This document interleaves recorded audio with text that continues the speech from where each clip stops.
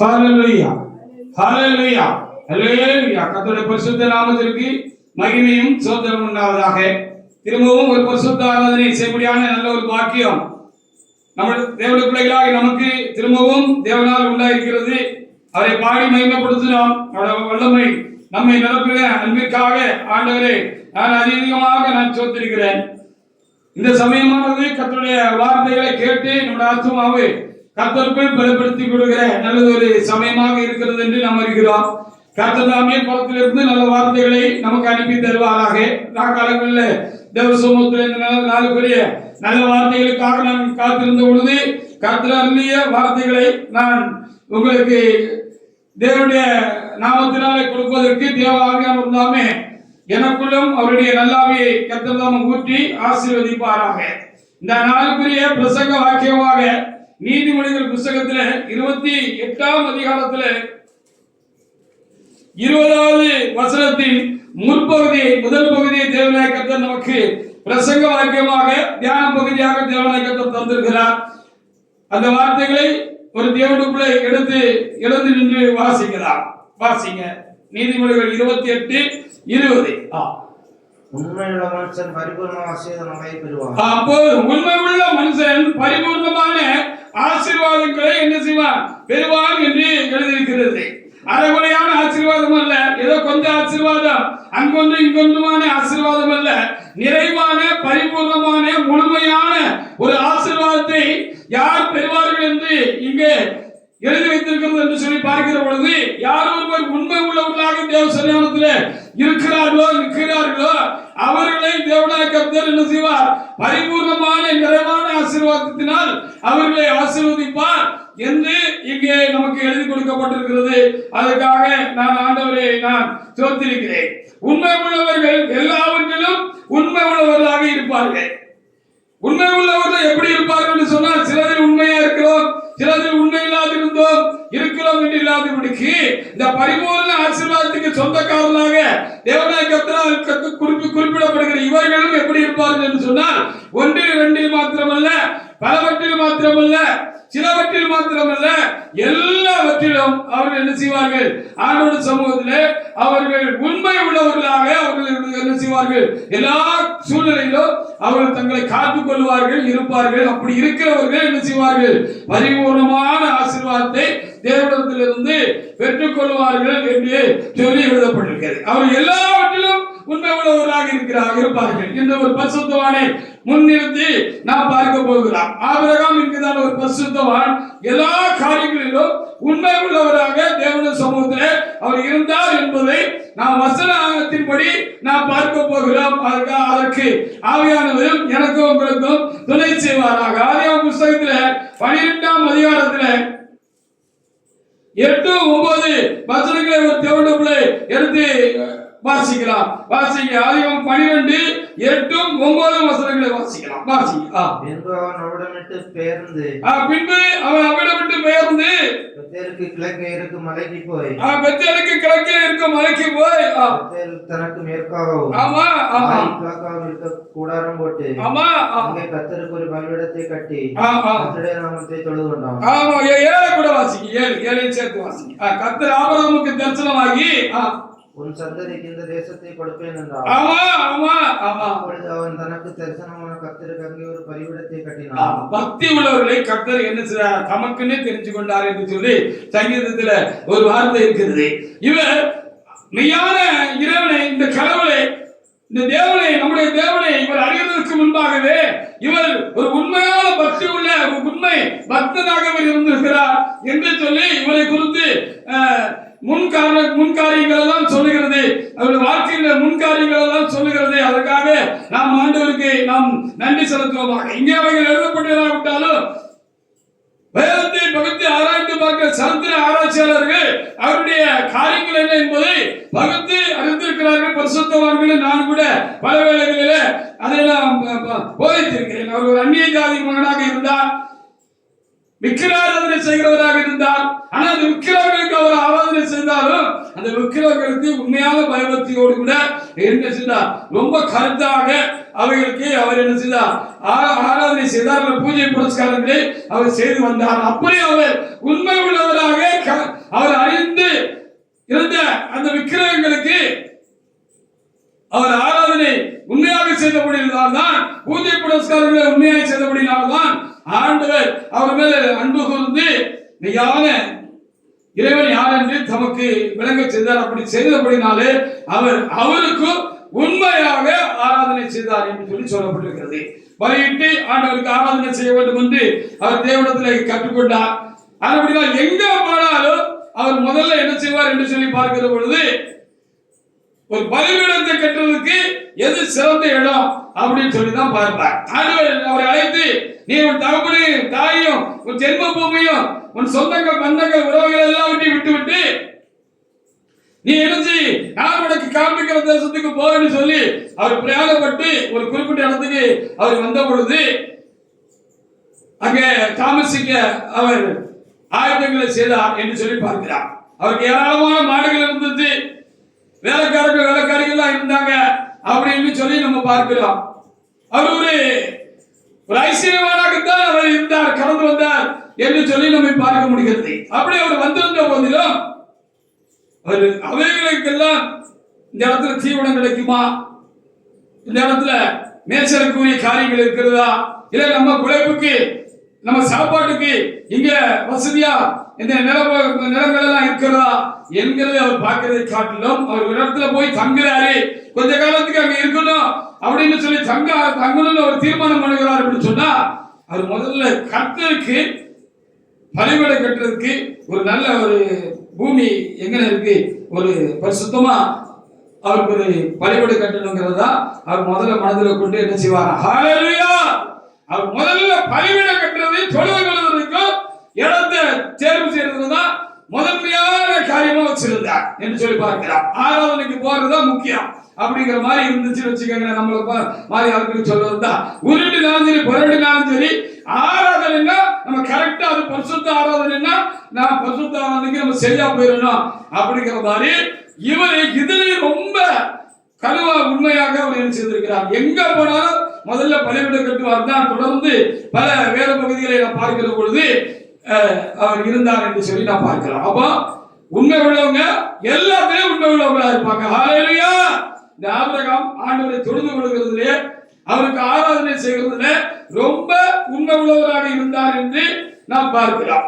ஆதியாகமம் 13:9 முதல் சில வசனங்களை வாசிங்க, என்ன எழுதியிருக்குன்னு பார்ப்போம். ஆதியாகமம் 13:9 முதல் அங்கே இவரோடு கூட லோத்தும் அவர் வந்திருந்தார் என்று சொல்லி நம்ம என்ன செய்ய முடிகிறது, பார்க்க முடிகிறது. லோத்து வந்திருந்தார் என்று சொல்லி பார்க்கிறோம். இந்த லோத்து வரும்போது இவர் கூட இருக்கணும்னு ஆசைப்பட்டு தான் வந்தாரு. நம்ம அவரோட நான் சேர்ந்திருக்கணும் அப்படின்னு சொல்லிதான் அவர் என்ன செஞ்சாரு, நானும் வரேன் அப்படின்னு சொல்லி வந்தாரு அப்படின்னு சொல்லி பார்க்க முடிகிறது. இவர் ஒரு சகோதரனுடைய மகனா இருந்தார், இவரோடு கூட இவர் கடந்து வந்தார். இவர் இப்படி ஒரு காரியத்தை சொன்ன பொழுது இவருக்குள்ள ஒரு விசுவாசம் உண்டாயிற்று, நம்ம ஆபிரகாம் கூட போவோம் அப்படின்னு சொல்லி இவர் கடந்து வந்தார் என்று சொல்லி நம்ம என்ன செய்யப்படுகிறது, நம்ம பார்க்க முடிகிறது. ஆனா இப்போ சில சூழ்நிலைகள் மாறுபாடா இருந்தோடனே அவரு ஆபிரகாம் விட்டு பிரிந்து போகணும்னு ஒரு மனநிலை அவருக்கு உண்டாயிடுச்சு. அப்படி உண்டான பொழுது அதை அறிஞ்சு ஆபிரகாம் என்ன செஞ்சாருன்னா, சரிப்பா உனக்கு நல்லதுன்னு பட்டா நீ போயிட்டு வா, உனக்கு எங்கிட்டு போகணுமோ நீ அங்கிட்டு போ, நீ ஒரு பக்கம் போனீங்கன்னா நான் மறுபக்கம் போறேன் அப்படின்னு அவர்கிட்ட ரொம்ப அன்பா அவரை என்ன செஞ்ச வேண்டிக் கொண்டதாக இந்த பகுதி நமக்கு சொல்லுகிற ஒரு உண்மையா இருக்கிறது. வாசி பாருங்க, 9 முதல் வாசி பாருங்க. அந்த தேசம் எல்லாம் உனக்கு முன் இருக்கிறது. ஆமா, சரிப்பா, நம்ம ரெண்டு ஒருமித்து வாசப்படுகிறது கஷ்டமா இருக்குதானே, அது உனக்கும் கஷ்டமா சங்கடமா இருக்குதானே, அதனால உனக்குள்ள இப்போ சிந்தனை உண்டாயிட்டு நம்ம ரெண்டு பேரும் பிரிச்சு தனித்தனியா போனா நல்லா இருக்கும்னு சொல்லி நீ நினைக்கிறதானே, சரி சரி அப்படின்னு சமாதானமாக அவர்கிட்ட அவர் என்ன செஞ்சாரு, அவர் நடந்துகிட்டாரு. அவரை இப்பொழுதும் சிறைகிட்டார். பெரியப்பா இல்ல சித்தப்பா நான் வாரேன் அப்படின்னு சொல்லி சொன்ன நேரத்துல அங்கே அவர் ஜென்ம பூமியில இருந்த காலங்களிலையும் இவரிடத்துல ஒரு அன்பா இருந்தது போல இப்பொழுதும் அவர்கிட்ட அவர் மேல உண்மையான அன்பு வச்சிருந்தார், உண்மையா அவர் சிநேகித்தார் என்று சொல்லி இந்த வேத பகுதியில் நமக்கு போதிக்கிறது. வாசிங்க. நீ என்னை விட்டு பிரிந்து போகலாம், நீ இடதுபுறம் போனால் நான் வலதுபுறம் போகிறேன், ஆமா, நீ வலதுபுறம் போனால் நான் இடதுபுறம் போகிறேன் என்றான். ஆமா. அப்பொழுது லோத்து தன் கண்களை ஏறெடுத்து பார்த்து, ஆமா, யோர்தான் நதிக்கு அருகான சமுத்திரத்தின் உணவு நீர்வளம் பொருந்தினதாயிருக்க கண்டான். கர்த்தர் சோதோமையும் கொமோராவையும் அழிக்கும் முன்னே சோவாருக்கு போகும் வழி மட்டும் அது கர்த்தருடைய தோட்டத்தை போலவும் எகிப்து தேசத்தை போலவும் இருந்தது. அப்பொழுது லோத்து யோர்தானுக்கு அருகான சமபூமி முழுவதையும் தெரிந்து கொண்டு கிழக்கே பிரயாணப்பட்டு போனான். அப்படி அவர்கள் ஒருவரை விட்டு பிரிந்தார்கள். அங்க ஒரு சமாதான கேடு வந்தாலும் ஆபிரகாமுக்குள்ள அவர் மேல மனசாபம் இல்லை, லோத்து மேல மனசாபம் இல்லை என்று சொல்லி இங்க காட்டுகிறது. அல்லேலூயா. அப்ப பாருங்க, உண்மை உள்ளவர்கள் என்று தேவன் யாரை பார்க்கிறார் என்று சொன்னால் எல்லாருக்கும் உண்மை உள்ளவர்களாக ஒரு இருப்பார்கள் என்று சொல்லி நாம் பார்த்தது போல ஆயிரத்தில் அன்பு கூறுகிற காரியத்தில் மாத்திரமல்ல, ஒரு இடத்தில் அன்பு வைத்து விட்டால் இறைவனை போல எப்பவும் அவர் மேல அன்பா இருந்தார் என்று சொல்லி பார்க்கப்படுகிறது. இப்ப அவர் புரிந்து கொண்டு ஒரு மன வேறுபாடு அவருக்குள்ள உண்டாயிருந்தாலும் லோத்துக்கு உண்டாயிருந்தாலும் இவருக்கு அவர் மேல எந்த மனசாபம் உள்ள சமாதானத்தோடு என்ன செஞ்சாரு, அவரை அனுப்பி வச்சிருந்தாரு. அந்த அன்பு மாறவே இல்லை அப்படிங்கிறதுதான் நம்ம என்ன செய்கிறோம், ரொம்ப பார்க்கிறோம். இப்படி அவர் போயிட்டாரு, சரி பெரியப்பா இல்ல சித்தப்பா அவங்க கூட வாரன்னு சொல்லி வந்தாங்க.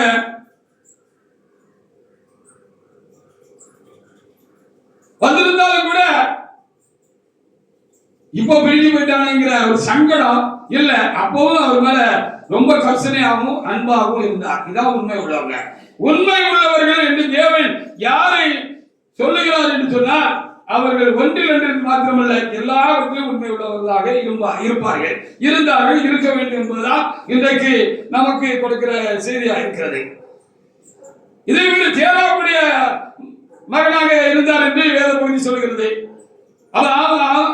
ஆபிரகாமுக்கு அண்ணனா இருந்திருக்கிறாரு, அப்போ இவர் சித்தப்பாவா இருந்திருக்கிறாருன்னு வச்சுக்கோங்களேன். இப்ப இவர் போயிட்டாரு, சரி போயிட்டா அப்படின்னு எப்படி போட்டுன்னு இவருக்கு விட முடியல. ஏன்னா இவர் அந்த லோகத்துல உண்மையான அன்பா இருந்தார். இவரு ஒரு சின்ன பையனாவோ இல்ல சின்ன வயசாக இருக்கிற பொழுது அவருடைய தகப்பனார் இறந்து போய்விட்டார்.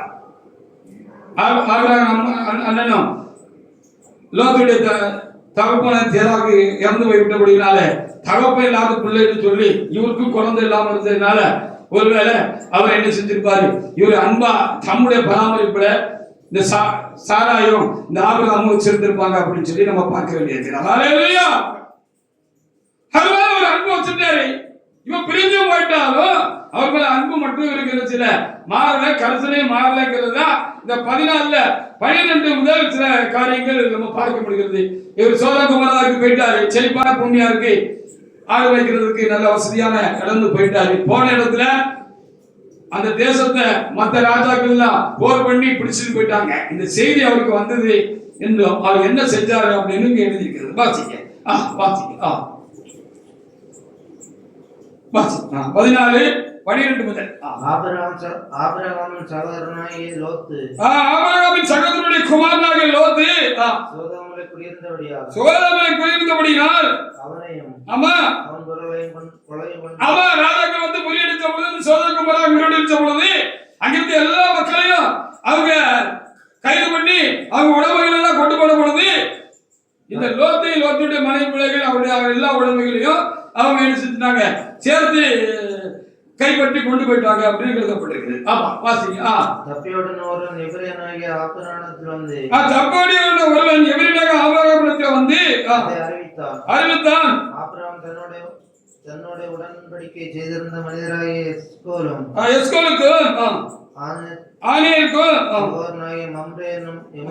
சமபூமியில அப்படி அங்க வந்து தப்பின ஒரு மனுஷன் வந்து ஆபிரகாம் உங்களுடைய ஆபிரகாம் ஆறதுக்கு முன்னால எழுதப்பட்ட வார்த்தையா இருக்குன்னா அவருக்கு ஆபிரகாம் என்று எழுதப்பட்டிருக்கிறது, சாரா என்று எழுதப்பட்டிருக்கிறது நம்ம அறிகிறான். அப்ப என்ன செய்யப்படுது வந்து சொல்லி இருக்கிறாரு. வாசிங்க. சகோதரன் சிறையாக்கப்பட்ட கொண்டு போகப்பட்டது ஆபிரகாம் கேள்விப்பட்ட போது ஆமா அவன் தன் வீட்டிலே பிறந்த கைப்படிந்தவர்களாகிய 318 ஆட்களும் ஆயுதரிப்பித்து தான் என்னும் ஊர் மட்டும் அவனை தொடர்ந்து காலத்தில் அவன் வேலைக்காரன் பிரிந்து அவிச்சைகளால் அவன் மேல் விழுந்து அவர்களை முறியடித்து தமஸ்குவுக்கு இடதுபுறமான ஊரம் மட்டும் திரட்டி சகல பொருளையும் திருப்பி கொண்டு வந்தான். சரி போயிட்டான். நமக்கு என்ன, நம்ம பேச கேட்காம போயிட்டான். எவ்வளவு அன்பா அவனை வளர்த்து அவன் மேல பாசம் வச்சிருந்தான். நம்ம அண்ணன் மகன் தகப்பல்லாத பிள்ளைன்னு சொல்லி அவன் மேல எவ்வளவோ பாசம் வச்சிருந்தான். அவனு சித்தப்பான்னா சித்தப்பா நீங்க உங்க கூட வாரன்னு வந்தா நம்ம கூட இருந்திருக்கலாம். சொல் பேச்சு கேட்காம போயிட்டான். இப்ப நம்ம என்ன பண்ண முடியும் அப்படின்னு அவர் இருக்கல. அது கேட்ட உடனே அவருக்கு ரொம்ப பதஷ்டமாகி எப்படியாவது அவனுடைய குடும்பத்தெல்லாம் நம்ம மீட்கணும் அப்படின்னு சொல்லி என்ன செஞ்சாரு. எதுக்கும் பயப்படாம, நினைக்காம, எதையும் நினைக்காம, பழைய காரியத்தெல்லாம் நினைக்காம எப்படியாவது லோத்தை நம்ம மீட்டு கொண்டு வந்துடணும்னு சொல்லி அவர் போனார். பாத்தீங்களா எவ்வளவு உண்மையா இருந்திருக்கிறார். பாத்தீங்களா ஹல்லேலூயா. நம்ம எப்படி இருக்கிறோம், நம்ம எப்படி இருப்போம் இருக்கணும். உண்மை உள்ளவர்கள் எப்படி இருப்பார்கள், எல்லாருமே உண்மை உள்ளவர்களாக இருப்பார்கள். சிலது உண்மையா இருக்கிற மாதிரி, சிலது உண்மை இல்லாத மாதிரி இருந்தா அது உண்மையிலே உண்மையா இருக்காது என்று நான் நினைக்கிறேன். ஆபிரகாம் மட்டும் எல்லாத்திலும் உண்மை உள்ளவர்களா இருந்தாங்க. ஹல்லேலூயா. ஒருத்தர் அன்பு வச்சா உண்மையா இருந்தாங்க. கடவுள் மேல அன்பு வச்சா உண்மையா இருந்தாங்க. கடவுளுக்கு ஆராதனை செய்கிறதுல உண்மையா இருந்தாங்க. அதே அதிகாரத்தை 21 இருந்து 24 வசனங்களை வாசி பாருங்க. அப்படி போய் சண்டை போட்டு யுத்தம் பண்ணி என்ன செஞ்சுட்டாரு, எல்லாத்தையும் திருப்பி கொண்டு வந்துட்டாரு. அப்போ இந்த சோதம் குமாரனுடைய ராஜா ஆபிரகாமுக்கு நன்றி சொன்னது மாத்திரம் இல்ல, அவர் என்ன சொன்னாரு, இவர் அதுக்கு என்ன சொன்னாருன்னு அங்க எழுதி இருக்கிறது. 21 முதல் வாசிங்க. சோதோமின் ராஜா ஆபிரகாமை நோக்கி ஜனங்களை எனக்கு தாரும், அவர்களை நீர் எடுத்துக்கொள்ளும் என்றார். அதற்கு ஆபிரகாம் சோதோமின் ராஜாவை பார்த்து அபிராமை ஐஸ்வர்யனாக்கினேன் என்று நீ சொல்லாதபடிக்கு நான் ஒரு சிரட்டையாயிரம் வாரத்தின் 6000 மக்களுக்கு உண்டான எடுத்துக்கொள்ளேன் என்றான். கொள்ளேன் என்றான் என்று உன்னதமான தேவனுடைய கர்த்தருக்கு நேராக நான் கையை உயர்த்துகிறேன். வாழ்வில் சாப்பிட்டது போக அநேக என்னுடன் வந்த ஆணே எஸ்கோல் மம்லே என்னும் புருஷருடைய பங்கு மாத்திரமே வர வேண்டும். இவர்கள் என் பங்கை எடுத்துக்கொள்ளட்டும் என்றான். எடுத்துக்கொள்ளட்டும் என்று சொன்னான் என்று சொல்லி அங்கே ரொம்ப என்ன செய்யப்படுகிறது, தெளிவாக எழுதப்படுகிறது. அப்ப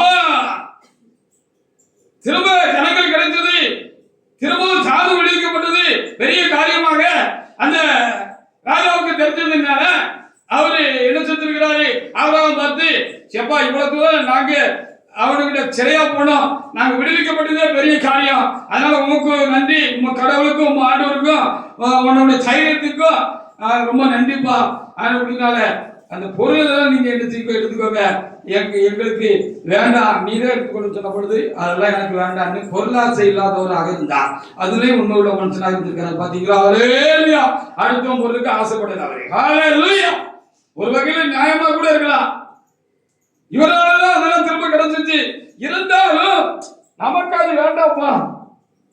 ஒருவேளை இப்படி சொல்லியிருப்பாரு, ராஜாவே எனக்கு ஆண்டவர் ஏராளம் தாராளமா தந்திருக்கிறாரு, நான் ஐஸ்வர்யம் உள்ளவனா இருக்கிறேன், எனக்கு நிறைய இருக்கு, எனக்கு அதெல்லாம் வேண்டாம், இந்த கூட வந்தவங்களுக்கு வேணா அவங்க பங்கா ஏதாவது கொடுங்க அப்படின்னு சொல்லி அவர் பொருளாசை இல்லாத ஒரு மனுஷனாக, பணாசை இல்லாத ஒரு மனுஷனாக, உண்மை உள்ள ஒரு தேவனுடைய மனுஷனாக அவர் இருந்தார். இப்படி இருந்ததுனால அவர் பரிபூர்ணமான ஆசீர்வாதத்தை பெற்றார்னு சொல்லப்பட்டிருக்கிறது. ஹல்லேலூயா. அப்ப நீங்க என்ன செய்யணும், நான் என்ன செய்யணும், உண்மை உள்ளவர்களாக இருக்கணும். எல்லாவற்றிலும் ஆபிரகாம் உண்மை உள்ளவராக இருந்தது போல உண்மை உள்ளவராக இருக்கணும்.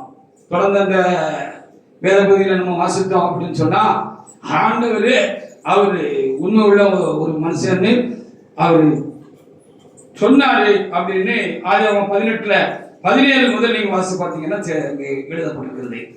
சோதோம் கூக்குரல் தேவசேனாவுக்கு வந்து எட்டிட்டு அதை எப்படின்னு நேரா போய் பார்க்கணும்னு சொல்லி தேவனும் 2 தூதர்களும் ஆபிரகாம் வீட்டு வரைக்கும் வந்து அங்க அவங்களுக்கு விருந்து பண்ணாரு. சாப்பிட்டுட்டு புறப்பட்டு வரும் பொழுது ஆபிரகாமும் வெளியனுப்புறதுக்கு தேவன் என்று அறிந்து போனாரா அறியாம போனாரோ நமக்கு தெரியாது. அவர் கூட போனாரே. அப்படி கூட போன பொழுது தேவன் இப்படி சொன்னதாக நாம் அங்கே பார்க்க முடியாது. வாசிக்கலாம். பாருங்க, ஆண்டவரே அந்த மனுஷனை பார்த்து என்ன சொன்னாரு? இப்படி சொன்னாரு ஆபிரகாமை பார்த்து அப்படின்னு சொல்லி இருக்கிறது. வாசிக்கலாம். வாசிங்க. அப்பொழுது கர்த்தர் ஆபிரகாம் பெரிய பலத்த ஜாதியாவதினாலும் அவனுக்குள் பூமியில் உள்ள சகல ஜாதிகளும் ஆசீர்வதிக்கப்படுவதினாலும் நான் செய்யப்போகிறதை ஆபிரகாமுக்கு மறைப்பேன். கர்த்தர் ஆபிரகாமுக்கு சொன்னதை நிறைவேற்றும்படியாய் அவன் பிள்ளைகளும் தனக்கு பின்வரும் தன் வீட்டாரும் நீங்கள் நீதியையும் கர்த்தருடைய வழியை காத்து நடவுங்கள் என்று கட்டளையிடுவான் என்பதை அறிந்திருக்கிறேன் என்றார். பாத்தீங்களா, ஆண்டவரே இப்படி ஆபிரகாமை குறித்து சாட்சி சொல்லியிருக்கிறார். ஹல்லேலூயா. நான் உண்மை உள்ளவனா இருந்த மாத்திரமல்ல, தன்னுடைய பிள்ளைகளையும் பேர பிள்ளைகளையும் அவன் என்ன செய்வான்?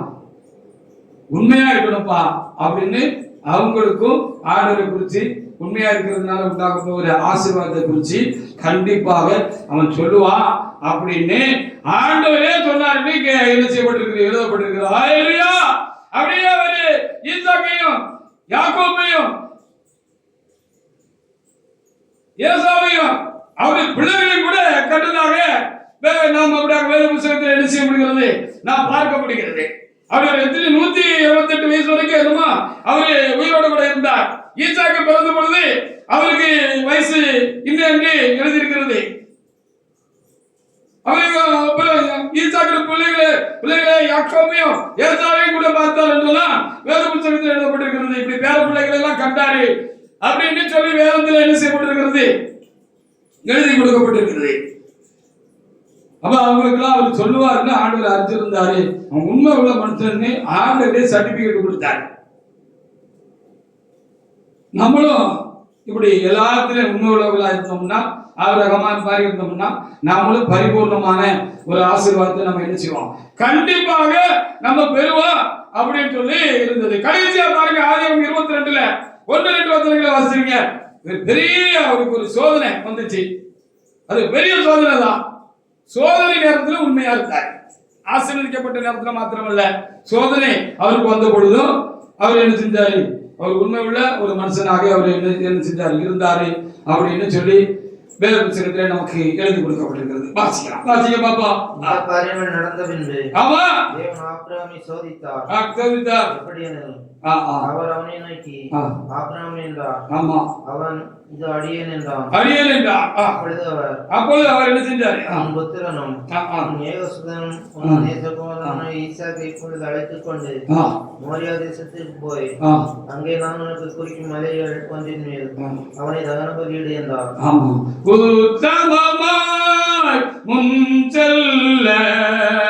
உதவி செய்யும் யெகோவா ஊக்கமதை கைவிடாமல் ஹல்லேலூயா காத்து கொள்ள உதவு ஊக்கமதை ஹல்லேலூயா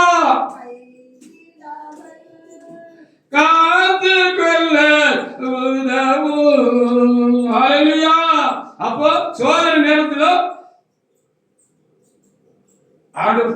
ஆண்டவரிடத்துல உண்மை உத்தமமா இருக்கணும்னு ஆபிரகாம் நினைச்சார். ஹல்லேலூயா. இது பயங்கரமான சோதனை தானே. பல வருஷம் காத்திருந்து 100 வயசுல பெத்த பிள்ளை ஈசாக்கு. அதுல எவ்வளவு அன்பு பாசம் வச்சிருந்திருப்பாரு. ஆனாலும் தேவன் அவரை கூப்பிட்டு இவனை இந்த மோரியா மலையில போய் எனக்கு தகன வழியா ஒப்புக்கொடு அப்படின்னு சொல்லிட்டாங்க. ஹல்லேலூயா. அவனை பரிசெலுத்துன்னு சொல்லிட்டா கூட பரவாயில்ல, அவனை கட்டி துண்டு துண்டா வெட்டி பரிசெலுத்தி அவனை எனக்கு எரிவழியாக எரிச்சிரு, சர்வாக தகன வழியாக எரிச்சிருட்டார், சாம்பலாக்கிட்டார், சாம்பலாக்கின்னு சொல்லிட்டார். ரொம்ப நம்பிக்கை குறைவான காரியம் தானே. சாம்பலான குறைவு. ஈசாக்கு திரும்பவும் உயிரோடு கூட வருவான் அப்படின்னு இறைவனை விசுவாசிக்கிறதுக்கு நம்பிக்கை விசுவாசிக்கிறது நம்புறது ரொம்ப கஷ்டமான ஒரு காரியம் தானே. ஹalleluya. சாம்பலா போன ஒரு மனுஷன் உயிரோடு கூட வருவானா? ஒருவேளை துண்டு துண்டா இல்ல கழுத்தை வெட்டி ஆண்டவருக்கு பரிசீலித்து ஓட்டிருந்தா கூட ஒருவேளை கத்து அந்த தலையை ஒட்ட வச்சு கூடு ஊதி மறுபடியும் உயிர் கொடுத்துருவாரு நம்பலாம். சாம்பலா போச்சு. சாம்பலா ஆயிட்டுனா பறந்து போயிருமே சாம்பல், இந்த காற்றோட காட்டுல கலந்து போயிருமே அப்படின்னு நினைக்கல. இப்பவும் அவர் அந்த ஆண்டவர் மேல வச்ச அன்பு உறுதியா இருந்துச்சு, உண்மை உள்ளதா இருந்துச்சுன்னு அவர் நிரூபிச்சு காட்டினாரு. அப்படி மலையில ஏறி போனாரு. ஒரு பெரிய சோதனை என்ன தெரியுமா? சோதனை காலத்துல நம்முடைய உணர்வுகளை உசுப்புற மாதிரி சில சம்பவங்கள் நடந்து விடும். அடங்கிட்டு போயிருப்பாரு, கஷ்டமா தான் இருந்திருக்கும். சரி, ஆண்டவர் சொல்லிட்டாரு, திரும்பவும் அவரை நமக்கு தர முடியும், தந்தாலும் சரி தராட்டாலும் சரி ஆண்டவர் காட்டிட்டாரு, முன்னாடி ஈசாக்க தருவாரு. அப்படி எப்படிலாம் பண்ணல, அவருக்குள்ள என்ன ஓட்டங்கள் ஓடிச்சா தெரியாது. மலை மேல ஏறிட்டாரு, குறிப்பிட்ட இடம் வந்தாச்சு, இதாம்பா நான் சொன்ன இடம் நின்றுட்டு இருப்பாரு. ஆண்டவரே நின்னாச்சு. உடனே அங்கிருந்து காலெல்லாம் புறக்கி பலிபீடத்தை கட்டிட்டாரு. எந்த பிள்ளைய பலியிடணுமோ அவன் தலையில தான் விரவை கட்டி தலையில வச்சு கூட்டிட்டு வந்திருக்கிறார். ஹalleluya. ஒரு 13-14 வயசுக்கு நல்ல திமுன்னு இந்த வாலிப பிராயத்துல தான் அந்த ஈசாக்கு இருந்திருப்பார் என்று நம்புகிறார். தலையில தூக்கி வச்சு கொண்டு வந்திருக்கிறாரு. விரவை அவர் இறக்கி போட்டுட்டு ஈசாக்கு தகப்பனை பார்த்து கேட்டிருக்கிறார், விறகு இருக்கிறது, கத்தி இருக்கு, பலிபீடத்தை நீங்க கட்டிட்டீங்க, ஆடு எங்கேன்னு கேட்டிருக்கிறார். ஹalleluya. ஆடு எங்கப்பா, எரிமலைக்கு ஆடு எங்கப்பான்னு கேட்ட பொழுது அந்த ஆபிரகாம் உள்ள எப்படி இருந்திருக்கும், மனநிலை எப்படி இருந்திருக்கும். நம்ம ஒரே பிள்ளைய, நம்ம சிநேகிக்கிற ஒரு பிள்ளைய நமக்கு இன்னைக்கு அது சாக போகுது, அது செத்து போகும் அப்படின்னு கத்த பிள்ளைக்குட்டியே சொல்லிட்டு ஆரம்பிச்சு விடுவோமே. அந்த பிள்ளைக்கு தெரியாது, நமக்கு தெரியும். அவன் ஏதாவது ஒரு காரியத்தை நம்மகிட்ட கடந்த காலத்துல நடந்த ஒரு சம்பவத்தையும் அல்லது ஒரு காரியத்தை நம்மகிட்ட சொல்லலாம் அப்படின்னு வச்சு போங்க, இன்னும் கொஞ்ச நேரத்துல இந்த பிள்ளை செத்து போங்க அப்படின்னு அந்த உணர்வு பொங்குமே. அப்போ எவ்வளவு கஷ்டமா இருந்திருக்கும் அந்த மனநிலை. ஹalleluya. ஆனாலும் அதையெல்லாம் அடக்கிக்கிட்டு அவர் என்ன சொன்னாருன்னு பார்க்க என்ன செய்ய முடிகிறது? வேத புத்தகத்தில் நான் பார்க்கிற பொழுது, மகனே தேவன் தகன பலிக்கான ஆட்டுக்குட்டியை பார்த்துக் கொள்வார் அப்படின்னு சொல்லிட்டு அவரையே கையும் காலையும் கட்டி அங்கே என்ன செஞ்சார்? பலிபீடத்து மேல படுக்க போட்டுட்டாரு. ஈசாக்கும் ஒரு உண்மை உள்ள மனிதராக இருந்திருக்கிறார். ஹalleluya. நான் உண்மையா இருந்தேன்னா என்ன சார்ந்து இருக்கிறேன், என்னுடைய பிள்ளைகள் மாத்திரமல்ல என்னை சார்ந்து இருக்கிற சபை மக்களையும் உண்மைக்கு நேராக நடத்துவேன். ஹalleluya. நான் உண்மையா இருந்தேன், எல்லாத்தையும் உண்மையா இருக்கேன்னா அவங்க கிட்ட நான் எல்லாத்திலும் உண்மையா தான் இருப்பேன், அவங்களையும் உண்மையா தான் நடத்துவேன், அப்படியே வேற விதமாக நடத்த மாட்டேன். அப்படி இந்த ஆபிரகாம் என்ன செய்திருக்கிறார் என்று சொல்லி பார்க்கிற பொழுது, ஈசாக்கு வளர்கிற பொழுது அவருக்கு யெகோவா தேவனை பத்தி சொல்லிக் கொடுத்து அவருக்கு ரொம்ப உண்மையா இருக்கணும் பாப்பா, அவர் தான் உண்மையான தெய்வம் பாப்பா, அவர் தான் என்ன ஆசீர்வதித்ததப்பா, அவர் தான் என்ன தாத்தாட்ட இருந்து என்ன செஞ்சாரு, என்னைய கூட்டிட்டு வந்தாருப்பா, வந்து இவ்வளவு தூரம் என்னை ஆசீர்வதிச்சு உன்னையே எனக்கு கொடுத்தது அவர் தான்ப்பா, உன்னை பெரிய ஆளாக்குன்னு சொல்லி இருக்கிறாரப்பா. ஹalleluya. ஈசாக்கிடத்திலே உன் சந்ததி விளங்கும் என்று சொல்லி இருக்கிறாரு, உன்னை பெரிய சாதியாக்குவேன்னு சொல்லி இருக்கிறாரு. அதுக்கு ஒன்னதான் தெரிஞ்சுக்கிட்டாரு. அதனால நீ என்ன செய்யணும், அந்த கடவுள்கிட்ட நீ உண்மையா இருக்கணும் அப்படின்னு அவருக்கு பொறுத்து சொல்லி அந்த போதனை அந்த ஈசாக்குள்ள என்ன செஞ்சிருக்கு, உரமா நல்ல பலமா என்ன செஞ்சிருக்கிறது, அவருக்குள்ளேயும் அது உண்டாகிட்டு. ஹalleluya. இந்த யெகோவா மேல அவர் ரொம்ப உறுதியுள்ள மனிதராக இருந்திருக்கிறார். ஹalleluya. தகப்பனுடைய அந்த விசுவாசம் அந்த பிள்ளைகிட்ட இருந்திருக்கு. உங்ககிட்ட இருக்கணும், யார்கிட்ட இருக்குல்ல நல்ல காரியம் உங்ககிட்ட வரணுங்கிறது தான் காரியம். ஹalleluya. அப்ப கையை காலையும் கட்டும் போது 14 வயசு பையனுக்கு தெரியாதா, 13-14 வயசு இருக்கும். ஓஹோ, நம்முடைய பழியாக செலுத்துறதுக்கு தான் அப்பா ஆட்டுக்குட்டியை கூட்டிட்டு வராம வந்திருக்கிறாரு. கேட்டதுக்கு அதை பார்த்துக்கிடுவான்னு சொல்லியிருக்காரு. அடுத்தால அதை வேற சொல்லிக்கிட்டு இருக்கும் போதே இவரு அவர் கையும் காலையும் வலி வலியே கெட்டிட்டார். கெட்டின பொழுது அவர் திமுறவே இல்லையா. கருத்துல ஆராய்ச்சியாளர் சொல்லுகிறாரு, எப்பா என்னையா நீங்க ஆட்டுக்குட்டி மாதிரி இந்த பரிமளத்துல படுக்கப்பட்டு வெட்டி என்னையாப்பா நீங்க இருபடியா செலுத்த போறீங்க, எப்பா என்ன விட்டுருங்கப்பான்னு கதறவ கூப்பாடு போடவில்லை. எந்த அளவுக்கு இவருடைய விசுவாசம் அவருக்குள்ள பலமா உண்டாயிருச்சுன்னு பாத்தீங்களா. ஒன்னும் சொல்லல, அந்த இளைஞன் ஒண்ணுமே சொல்லல, அமைதியா இருந்திருக்கிறார். காலையை கட்டி என்ன செஞ்சிட்டாரு, பலிபீடத்துல படுக்க வச்சுட்டாரு. ஹல்லேலூயா ஹல்லேலூயா. உடனே இடுப்புல ரெடியா கொண்டு வந்து கத்திய உருவிட்டாரு, உருவி ஓங்கிட்டாரு அப்படின்னு வேத புத்தகத்துல நம்ம என்ன செய்யலாம் பார்க்கலாம். 10 முதல் சில வசனங்களை வாசிக்கலாம். வாசிங்க. கத்தியை உருவிட்டாரு. ஹல்லேலூயா. கத்தியை உருவிட்டாரு. அவரு ஈசாக்கை வெட்டி எரிபலி செலுத்துவதற்காக கத்தியை உருவிட்டாரு. ஹல்லேலூயா. எவ்வளவு உண்மை, எவ்வளவு உண்மை. எந்த அளவுக்கு நம்ம உண்மை உள்ளவங்களா இருக்கிறோம் கர்த்தருடைய காரியத்துல, பிறருடைய காரியத்துல, எந்த ஒரு காரியத்திலும் நாம் எந்த அளவுக்கு உண்மை உள்ளவர்களாக இருக்கிறோம்.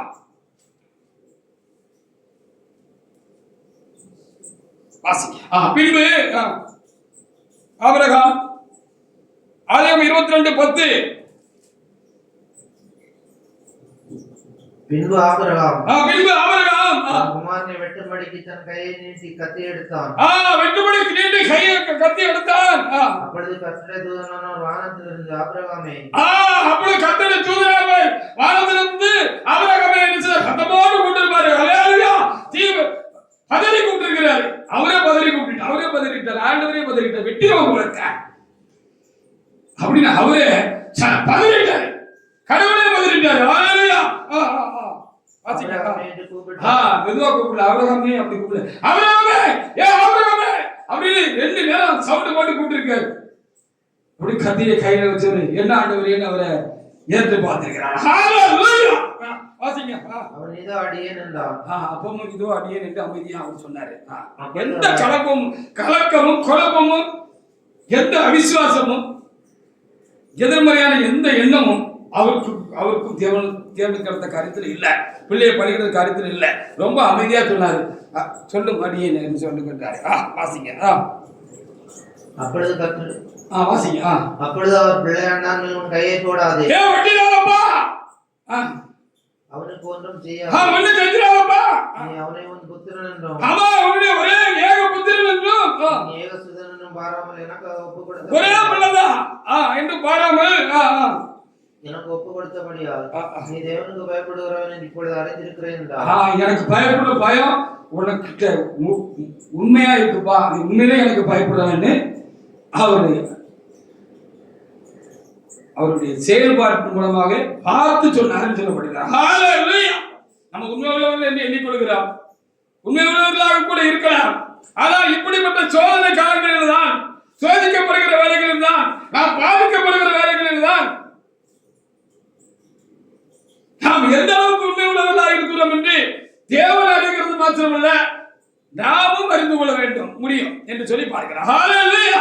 நமக்கு ஒரு பிரச்சனை வந்திருக்கு, நமக்கு ஒரு போராட்டம் வந்திருக்கு, நமக்கு ஒரு பாதிப்பு வந்திருக்கு, நமக்கு ஒரு பலவீனம் வந்திருக்கு, நமக்கு ஒரு இல்லாம வந்திருக்கு, நாம் வறுமைக்குள்ள இருக்கிறோம், நமக்கு வேலை இல்லை, வெட்டி இல்லை, சாப்பிடுறதுக்கு அடுத்த நேரத்துல நமக்கு ஒருவா கஞ்சி கூட இல்லாம கூட போயிடலாம் சில வேலையில. ஹல்லேலூயா. நம்ம உண்மையை சோதிக்கிறதுக்கு இப்படி சில வேலையில இப்படி வந்துடும் நான் எண்ணுகிறேன். சரி, தந்தா சாப்பிடுவோம், தராட்டா சோதனை சொல்லி தண்ணியை குடிச்சிட்டு படுத்துக்கிடுவோம். அப்படின்னு நம்ம உண்மையா இருக்கணும். அதை நாமும் அந்த சமய சந்தர்ப்பங்கள்ல தான் அதை நம்ம உறுதியா அறிய முடியும். எந்த அளவுக்கு நான் உண்மையாக இருப்பேன் என்பதை சமய சந்தர்ப்பங்கள் தான், சோதனை காலங்களில் தான் நான் என்ன செய்யணும், என்னை நான் அறிந்து கொள்ள வேண்டும். செத்தாலும் சாகிறேன்.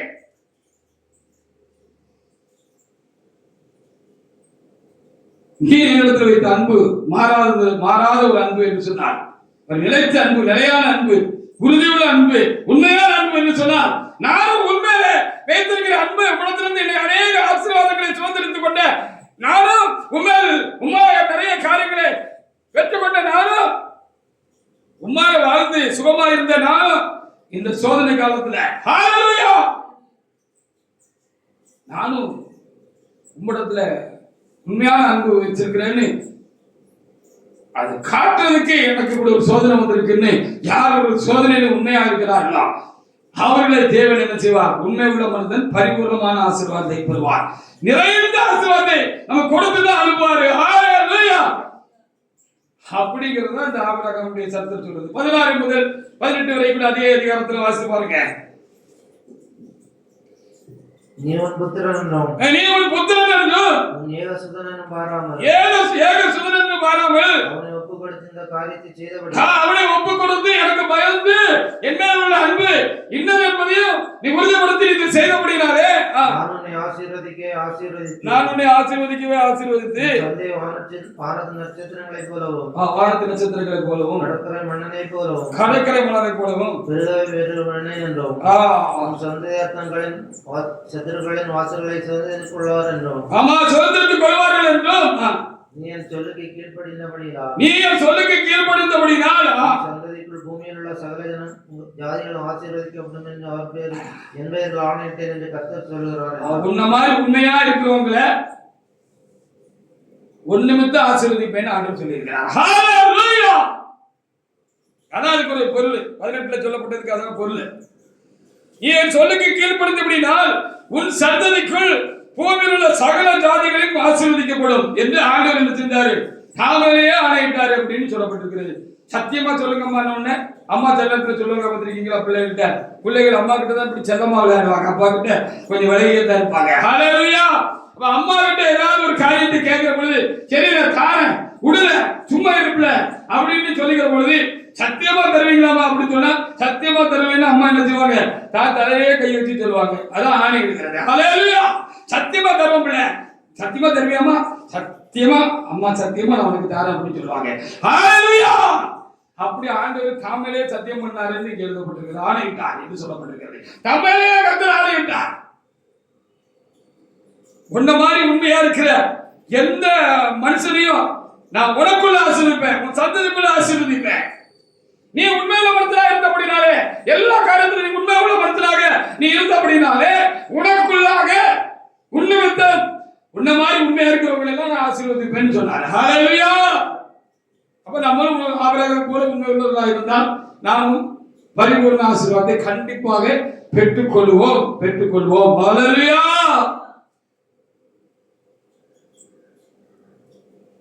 ஆண்டவருக்கும் ஆபிரகாமுக்கும் இருந்த நெருக்கம் அப்படி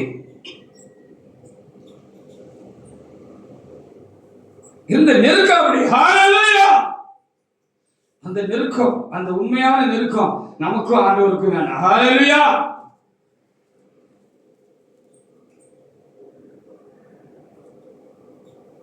யோசேப்பு அது மாதிரி ரொம்ப உண்மையான மனுஷனா இருந்தாருன்னு வேத புத்தகம் நமக்கு சொல்லுகிறார். ஆதியாகமம் 37ல 1-2 வசனத்தை வாசித்து பாருங்க. 12 பிள்ளைகள் யாக்கோபுக்கு உண்டாயிருந்தார்கள் என்று சொல்லி பார்க்கலாம். இவர் 14வது பிள்ளையாக இருந்தார். ராகேல் 10 பிள்ளையாக இருந்தார். இவரு 10 பிள்ளைகள் மாதிரி இல்ல, ரொம்ப உண்மை உள்ள மனுஷனாக இருந்தாரு. தகப்பனும் தாய்க்கும் உண்மையா இருந்தாரு.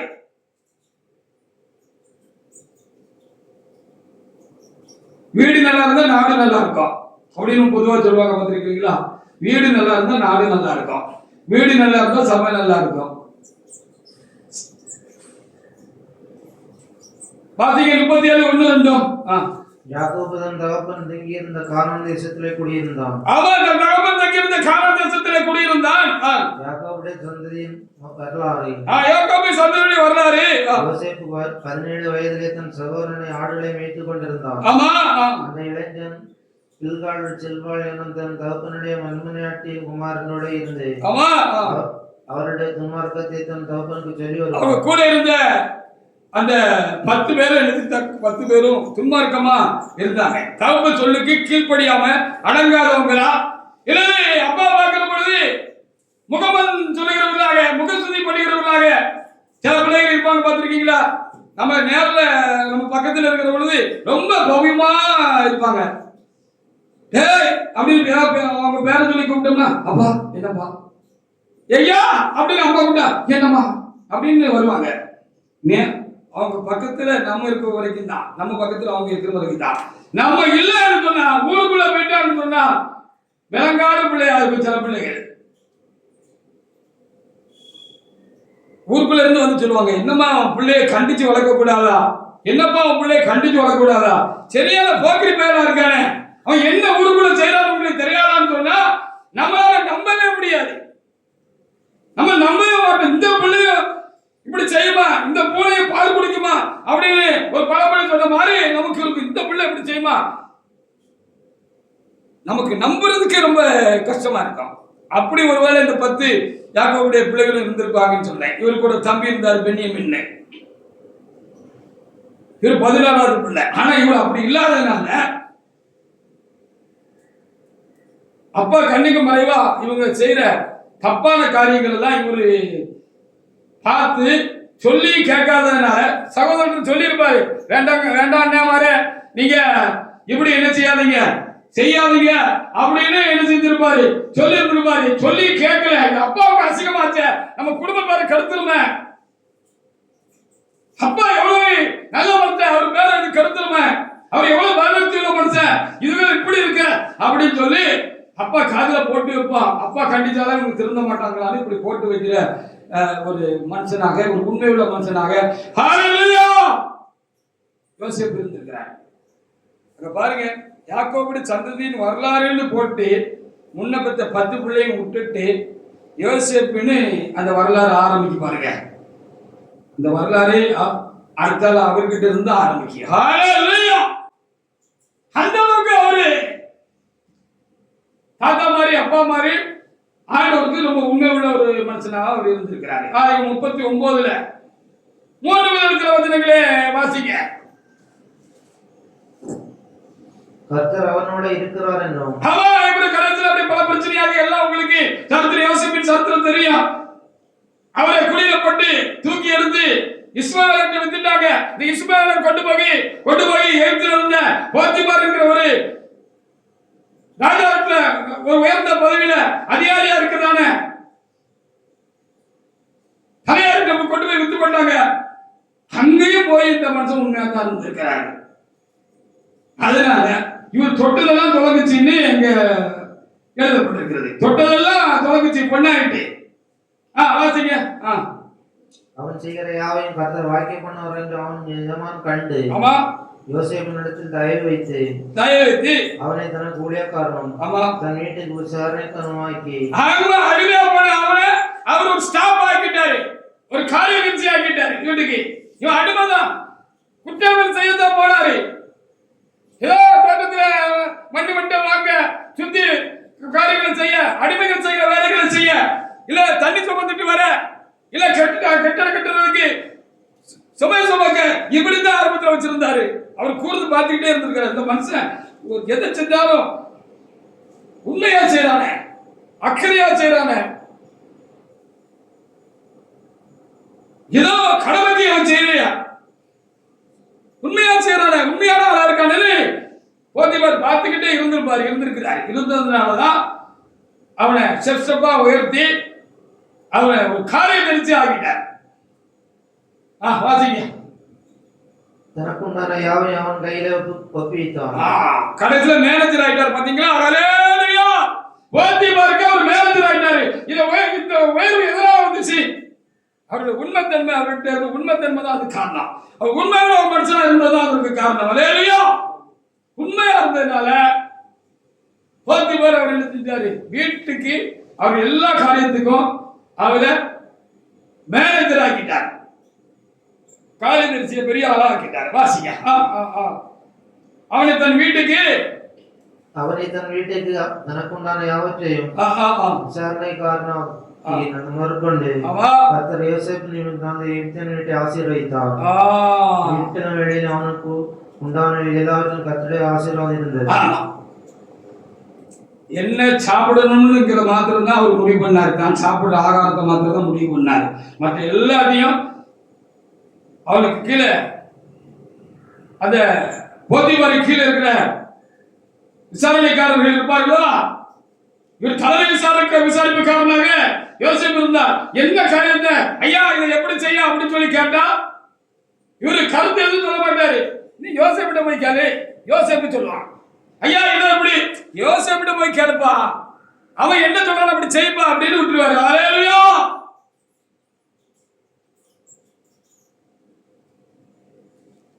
நாங்கள் விசுவாசிகளாக இருந்த காலத்துல சகோதரர் பலரும் தூத்துக்குடியில ஒரு சகோதரன் எண்ணெய் கம்பெனி வச்சிருந்தார், தேங்காய் கம்பெனி வச்சிருந்தார்.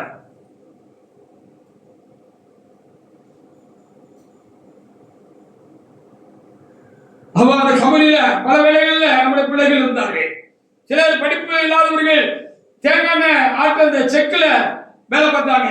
சிலர் அந்த தேங்காயை கொண்டு போய் வித்துட்டு வர்ற ஒரு சேல்ஸ்மேன் போஸ்ட்ல இருந்தாங்க. அவருடைய இலக்கம் என் மேல் உண்டாயிருக்க முடியினால் அந்த கம்பெனியில ஓனருக்கு அடுத்த ஸ்தானத்துல தேவனாய் கர்த்தர் என்ன செஞ்சிருந்தாரு, என்ன வச்சிருந்தாரு. அதுக்காக என் தேவனை நான் சோதரிக்கிறேன். ஹல்லேலூயா. அப்படியே அந்த ஸ்தானத்துல நாங்க இருந்தேன். ஓனர் உட்கார்ற அந்த சீட்ல தான் நான் உட்கார்ந்து அந்த அலுவலை நான் பார்ப்பேன், அந்த வேலைகளை நான் பார்ப்பேன். ஹல்லேலூயா. ஓனர் வந்த உடனே தான் நான் அந்த சீட்ல இருந்து எழுந்திருச்சு ஒரு ஸ்டூல் இருக்கும், அதை வந்து உட்காருவேன். மற்றபடி நான் தான் அந்த ஓனர் சீட்ல உட்கார்ந்துருப்பேன். நான் ஓனரும் நானும் ஒரே சீட்ல தான் உட்கார்ந்துருப்போம். ஹல்லேலூயா. அப்படி நான் இருந்த காலங்கள் உண்டு. அவருக்கு என்னை ரொம்ப பிடிச்சு போச்சு. ஏதோ கொஞ்சம் உண்மையா இருந்திருப்பானாக்கும், எல்லாத்திலையும் உண்மையா இருந்திருப்பானா இருக்கா, அதனால எனக்கு பிடிச்சு போச்சு. அந்த தேங்காய் நல்ல ஃபேமஸான ஒரு தேங்காய் இருந்தது, ஒரு பிராண்டாக இருந்துச்சு அந்த காலத்துல. அதுக்கு பேர் பிஆர்டி தேங்காய்னு பேரு. பிவிடி தேங்காய் மாதிரி பிஆர்டி தேங்காய்னா ரொம்ப வாசனையா நல்லா இருக்கும். அப்படி ஒரு நல்ல காரியம் இருந்துச்சு அவர் சபையில இருக்கிற காலங்களில. அப்ப எங்க அதிகமாக சேராதுன்னு சொன்னா மதுரையில தான் சேராகும். மதுரையில 2 பேர் இருந்தாங்க. ஒரு வாலிபர் இருந்தா, அந்த பையன் பேர் சுரேஷ். இன்னொரு பேர் கொஞ்சம் பெரியவர் இருந்தாரு, கொஞ்சம் வயசானவர் இருந்தாரு. அவர் பேர் எனக்கு பொழுது மறதியாக இருக்கிறது. அவங்க 2 பேரும் அங்க பொறுப்பாளியாக இருந்தாங்க. அப்போ மாதத்துல ஒரு முறை இடைக்கு நான் அங்கே சேல்ஸ் என்ன, அங்கே விற்பனை காரியங்கள் என்ன, கொடுக்கலாங்கள் என்ன என்பதெல்லாம் அந்த 2 பேரும் என்கிட்ட கணக்கு கொடுக்கணும். நான் போய் கணக்கு பார்க்கறவனா இருந்தேன். திடீர்னு இடையில ஆண்கள் என்ன செய்வாரு, ஓனரும் என் கூட வந்துருவாரு. ஹல்லேலூயா. சரி இன்னைக்கு வாங்க நம்ம 2 பேரும் போவோம் அப்படின்னு சொல்லி வந்துருவாரு. அப்படி வந்துட்டா அப்படின்னு சொன்னா நான் போகிற நேரத்தில் அந்த ரூம்ல தங்கி விடுவேன். ஒரு ரூம் அங்க இருந்துச்சு, எங்களுக்கு கம்பெனிக்கு ஒரு ரூம் இருந்து தங்கி இருந்துச்சு.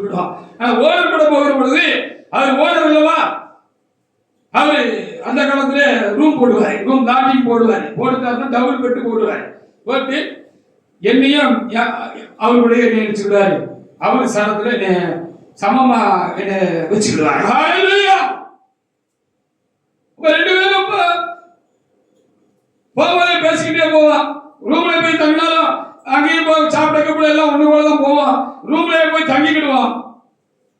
தங்கினோம்னா 2 பேரும் அவர் கூட நான் சரிசமா டபுள் பெட்டா இருக்கும், ஒரே பெட்டா இருக்கும். 2 பேரும் அதில் படுத்துக்கிடுவோம். சாயங்கால நேரத்தில் போய் அங்கே கணக்கு பார்க்க போனோம்னா நான் உட்காந்து கணக்கு பார்ப்பேன். அந்த 2 பேரும் நாங்கள் 2 பேரும் மாத்திரம் ஒரு சேர் போட்டிருக்கோம், உட்கார்ந்துருப்போம். 2 பேரும் ஒரு நல்ல வயசுல பெரிய ஒரு பேர் மறந்தால இருக்கு, நின்று கையை கட்டி என்கிட்ட பவ்யமா கணக்கு கொடுப்பாங்க. ஹல்லேலூயா. நின்று கணக்கு கொடுப்பாங்க. அப்படி ஒரு நிலையில கர்த்தர் நினைச்சிட்டு இருந்தார். ஒரு குறிப்பிட்ட காலங்களில் எங்களை வச்சிருந்தார். எந்த ஒரு காரியத்திலும் அவர் எங்கிட்ட கணக்கே கேட்க மாட்டார். கணக்கு கொடுத்தாலும் வேங்க அப்படியே மடிச்சு உள்ள போடுவார். அவருக்கு ஒரு நம்பிக்கை, அப்படி ஒரு நம்பிக்கைக்கு ஏதுவான ஒரு பாத்திரமாக கர்த்தர் அந்த நாட்களே என்னை வைத்திருந்தார். ஒண்ணு கணக்கே பார்க்க மாட்டார். அப்படி வச்சுக்கிறார். ரொம்ப பிரியமாக அவருக்கு உண்மையாக நடந்து கொள்ளாத ஒரு காரியம் உண்டாயிருந்தது என்று அவருக்கு தெரிந்திருந்த அப்படின்னா எதையும் கேட்க மாட்டார். இந்த போத்திபார் மாதிரி ஹல்லேலூயா, எதுனாலும் என்கிட்ட தான் டிஸ்கஷன் பண்ணுவார். அப்படி உண்டாயிருந்தது.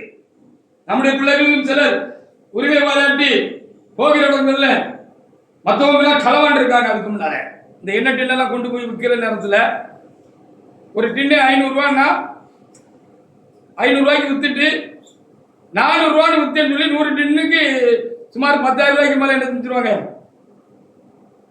களவாண்டுருவாங்களாம். இந்த நம்ம சம மக்கள் பிள்ளைகள் எல்லாம் போகிற காரியங்கள் கொடுப்பாங்க.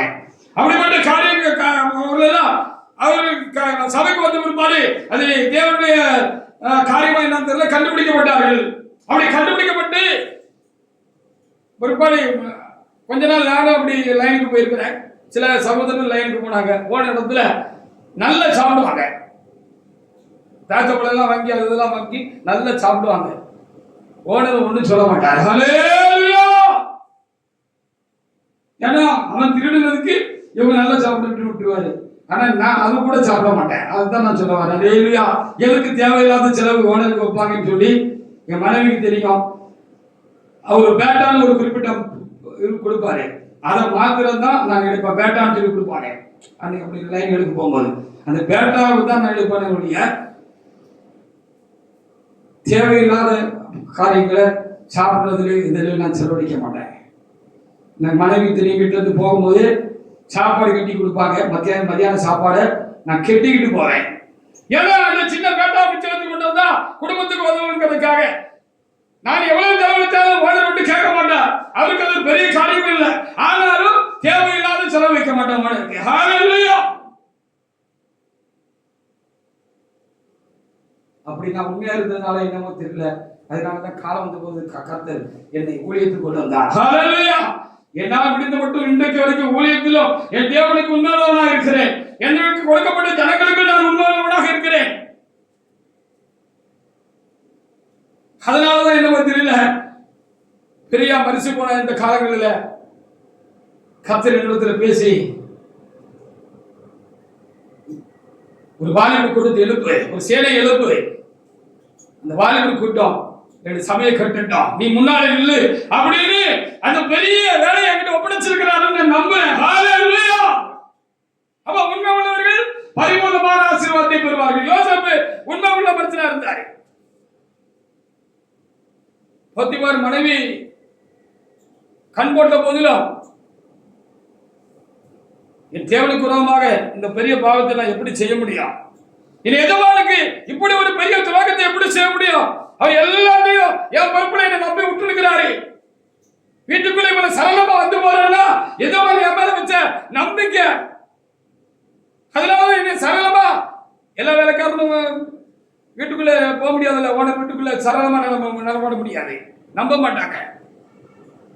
என்ன நம்பி விட்டுருக்கிறாரு, சரளமா நான் வாரம் போறேன், எப்படி அவருக்கு உரமாக தேவனுக்கு உரமாக பாவம் செய்வேன்னு சொல்லி விடுப்புல கட்டிட்டு துண்டையும் விட்டுட்டு ஓடிட்டாரு அப்படின்னு வேதத்தில் எழுத போட்டிருக்கிறது.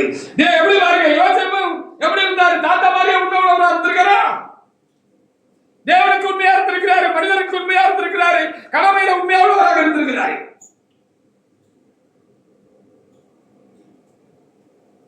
பாவ சோதனையில் உண்டாயிருந்த போதிலும் உண்மை உள்ளவராக இருந்திருக்கிறாரே, ஜெயிலில் இருக்கும் போது உண்மை உள்ளவராக இருந்தாலும் பின்பகுதியில் எழுதப்பட்டிருக்கிறது.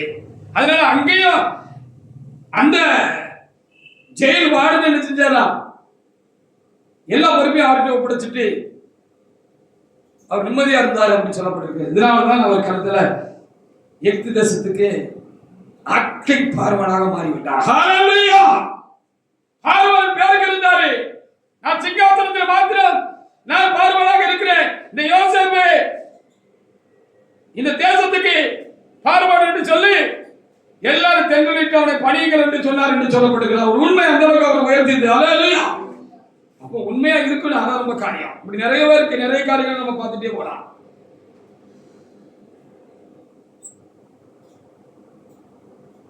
மோசே ஒரு உண்மை உள்ள தேவனுடைய மனிதனாக இருந்தார். தானியேல் ஒரு உண்மை உள்ள தேவனுடைய மனிதனாக இருந்தார். யோபு உண்மை உள்ள ஒரு தேவனுடைய மனிதனாக இருந்தார். இவங்கெல்லாம் உண்மை உள்ளவங்களாக இருந்தாங்க. அடிக்கிட்டே போலாம். எல்லாத்தையும் உண்மை உள்ளவங்களாக இருந்தாங்க. தாவீது ஒரு காரியத்துல மாத்திரம், பச்சைபால் காரியத்துல மாத்திரம் தப்பு பண்ணிட்டாரு. ஆனால் அதுக்காக ரொம்ப வருந்தினாரு. அதற்கு கொடிய தண்டனை தேவன் கொடுத்த பொழுதும் சரியான ஒரு அடி வச்சார் ஆண்டவர். ஏன்னா நம்ம பிள்ளைகள் தப்பு பண்ணா சரியா அடி வைப்போம். பார்த்திருக்கிறீங்களா? அந்த பிள்ளைகள் நல்லா இருக்கிறதுக்காக தான் நம்ம அடி வைப்போம். என்னுடைய மகள், கடைசி மகள் 2 வயசு 2.5 வயசு இருக்குன்னு நினைக்கிறேன். எங்களுக்கு 4-5 பிள்ளைகளுக்கு அம்மாவும் கொஞ்ச நாள் எங்க கூட இருந்தாங்க. அப்பா சாப்பாடு போட்டு கொஞ்சம் மூத்த பிள்ளைகள்கிட்ட மனைவி கொடுத்து விடுவாங்க. சூடா இருக்கும் இல்லையா, அதை வைப்பாங்க. ஒரு நாள் இவ ஆர்வ கோளாறுல கடைசி மகன் என்ன செஞ்சுட்டா அப்படின்னு சொன்னா, சுட சுட இருக்கிற அந்த தட்டக்கானே நடந்துட்டு தூக்கிட்டு வந்து டாப்பு கீழே போய் வச்சுட்டான். நல்ல வேலை கை சுடல, காலில் உடையில சாப்பாடு. உடனே அடி செம்மையா அடி கொடுத்தேன். உடனே தூக்கிட்டு வர சொன்னது யாரு அப்படின்னு சொல்லி செம்மையா ஆடி கொடுத்தேன். எதுக்கு செம்மையா ஆடி கொடுத்தேன்னா, அப்படி தப்ப திரும்ப செஞ்சு அதனால என்ன செஞ்சிடக்கூடாது, அவளுக்கு ஏதாவது குறை வந்துடக்கூடாது. பொம்பளை பிள்ளை காலில் கையில படக்கூட இடத்துல வயிற்றுல பட்டு அது புண்ணாகி தழும்பாயிட்டு சொன்னா அது எவ்வளவு பாரமான காரியம் பாருங்க. அப்படிதான் பச்சையோட காரியத்துல ஒரு அது வரைக்கும் எல்லாத்துலயும் தெரியாது. எப்படியோ சூழ்நிலையில அவர் பாவம் செஞ்சுட்டாரு. அவர் மாத்திரம் காரணம்னு சொல்ல முடியாது. பச்சைவாள் அது காரணமா இருந்திருக்கலாமோ என்ன வேண்டியது இருக்கிறது. எப்படி நடந்துட்டு, ஆனா அந்த ஒரு விஷயத்தை தவிர மற்ற எல்லாத்திலும் தாவீது உண்மையுள்ள மனுஷனா இருந்தாருன்னு சொல்லி வேதத்திலே ஆண்டவரே சொன்னதாக எழுதியிருக்கிறது. எல்லாரும் உண்மை உள்ள மனிதர்களாக இருந்தார்கள். இவர்கள் எல்லாம் பரிபூர்ணமான ஆசீர்வாதத்தை என்ன செஞ்சாங்க, பெற்றுக்கொண்டாங்க. உண்மை உள்ளவர்களுக்கு தான் சோதனை அதிகமா வரும். உண்மை இல்லாதவர்களை சாத்தா சோதிக்க மாட்டான். அவன் யாருக்கிட்ட விழுந்துதானே கிடக்கா, ஏன் காலடியில தானே கிடக்கா, நான் சொல்றது தானே அவன் செஞ்சுக்கிட்டு இருக்கான். நான் என்ன சொல்றேன்னா அதுதான் அவன் செஞ்சுட்டு இருக்கான். அவனுக்கு அதிகாரி நான் தான், எனக்கு அடிமை அவன் அப்படின்னு சொல்லி ரொம்ப நெருக்கடி கொடுக்க மாட்டான், பிரச்சனை பண்ண மாட்டான், அவன்கிட்ட சண்டைக்கு போக மாட்டான், எழுத்து நிற்க மாட்டான். யாருக்கிட்ட எழுந்திருப்பா, யாரு தேவனுடைய பார்வையில உண்மையா இருக்கிறார்களோ, எல்லாருக்கும் உண்மையா இருக்கிறார்களோ, எல்லாவற்றையும் உண்மையா இருக்கிறார்களோ அவங்களுக்கு விரோதமாக தான் அவன் என்ன செய்வான், நெருக்கடி கொடுப்பான். அவங்களுக்கு தான் ரொம்ப சோதிப்பான். அவர்கள் தான் உண்மையா இருந்தவங்க தான் சோதிக்கப்பட்டாங்க, பாதிக்கப்பட்டாங்க. நம்ம வழங்குற மாதிரி அவங்க தான் அதிகமா பாதிக்கப்பட்டாங்க. யோபு 23:10 வாசி பாருங்க. யோபு 23:10.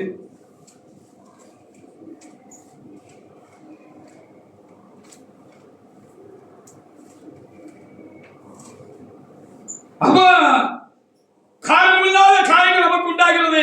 அதுக்கு ஏதுவான ஒன்றை நான் செய்யவில்லை ஆண்டவரே, நான் எல்லாரும் முடிந்து மட்டும் உமக்குள்ளாக பயந்து நானே நடக்கிறேன், உண்மையாகத்தானே இருக்கிறேன், இன்னும் உண்மையாக இருக்கத்தானே போராடுகிறேன். இன்னைக்கு எனக்கு இந்த பாதிப்பு, இந்த நெருக்கம், இந்த சோதனை, இந்த வருத்தம், இந்த வியாகுலம், இது எனக்கு எதுக்கு அடிமேல அடி, பிரச்சனைக்கு மேல பிரச்சனை அப்படின்னு சொன்னா உண்மை உள்ளவங்களை தான் சாத்தா குறி வைப்பான். நம்ம உண்மையாக இருக்கிறதுனால தான் நமக்கு பாதிப்பு வரும் அப்படின்னு சொல்லப்படுது. யோபு 23:10 வாசிங்க. ஆனால் நான் போகும் வழி அவர் அறிவார். ஆனால் நான் போகும் வழி அவர் அறிவார். நான் இதுவரைக்கும் உண்மை பிரசங்கம் நடக்கிறேன்.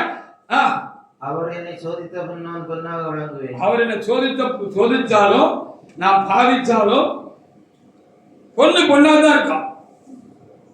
அக்கிரியில பொண்ணை கொண்டு போட்டா என்ன செய்யும், அது தகரமா மாறும்.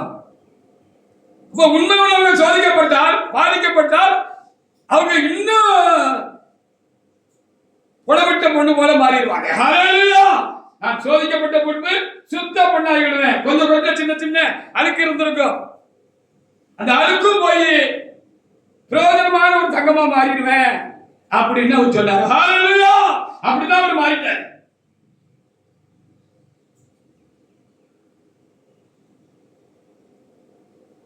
தேவனுடைய சத்தத்தை அவர் கேட்கிற ஒரு தேவனுடைய மனுஷனாக இருந்தார். கடைசியில அவர் பார்க்கிறதுக்கு ஏதோ சின்ன சின்ன காரியங்கள், கசடுகள் இருந்திருக்கு, சின்ன சின்ன காரியங்கள், பொண்ணுல மண்ணிலிருந்து வெட்டி எடுத்தப்பட்ட தங்கத்தில் இருந்த கல்விகள் போல சின்ன சின்ன காரியங்கள் இருந்தது. அவர் கொள்ளலாம், உண்மையுள்ளவர்தான். அந்த நெருக்கமும் அந்த சோதனையும் அந்த பாதிப்பும் அவர் சுத்தம் பண்ணாக்கி. ஹல்லேலூயா. அதனால கர்த்தரை பார்க்கிறதுக்கு இருந்த தகுதி குறைவு மாறி அவர் ஆண்டவர் என்ன செஞ்சாரு? முகமுகமா பார்த்தார். காதுகளினால் நான் உண்மை குறித்து கேள்விப்பட்டேன்,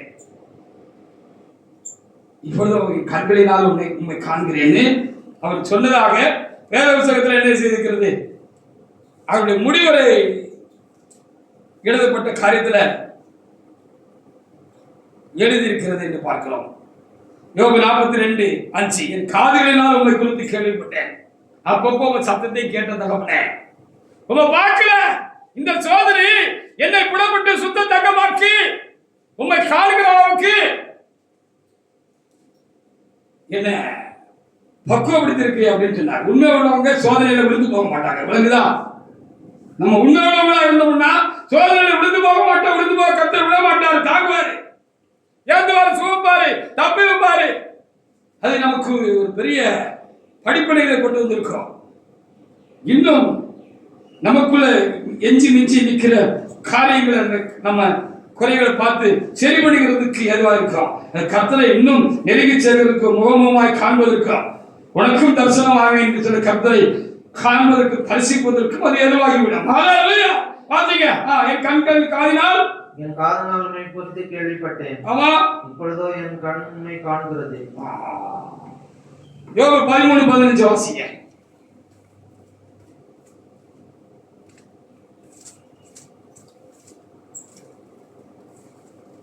யோபு 13:15.